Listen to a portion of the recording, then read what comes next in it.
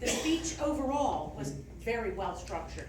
You had a story that we could live vicariously through you and your actions and what's going on. We were able to kind of join you in Indonesia. I really enjoyed the curtain and the sword and the slicing. Lots of great hand movements, lots of great body language.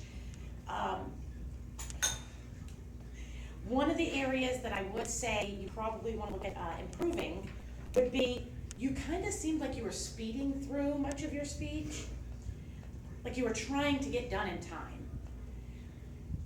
You talked about 5 times, I actually only picked 3, her community, the courthouse, and a church here in the United States. So I'm sure there were 2 others, but maybe mention why you didn't talk about the 2 others somehow. I think some of that had to do with the time and trying to crunch the whole thing into the period of time that you had.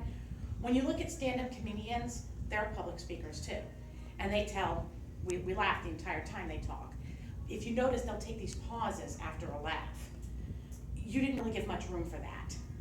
So oftentimes some of your jokes actually fell a little bit dead on the water where we could have laughed. So some of the areas that I wanted to mention specifically, like the back of the vehicle, you were talking about bouncing back and forth.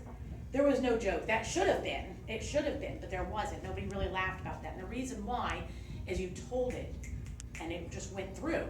So we didn't get to see we were bouncing, the dramaticness of it, which would have made us find that a little bit more humorous.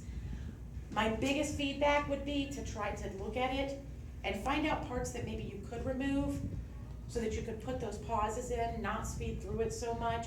You were at 7 minutes and 15 seconds, 13 seconds. So you obviously have very little room for play there, but maybe if you take some pieces out, the humor will hit much harder, which is what you're looking to do in a humorous speech contest.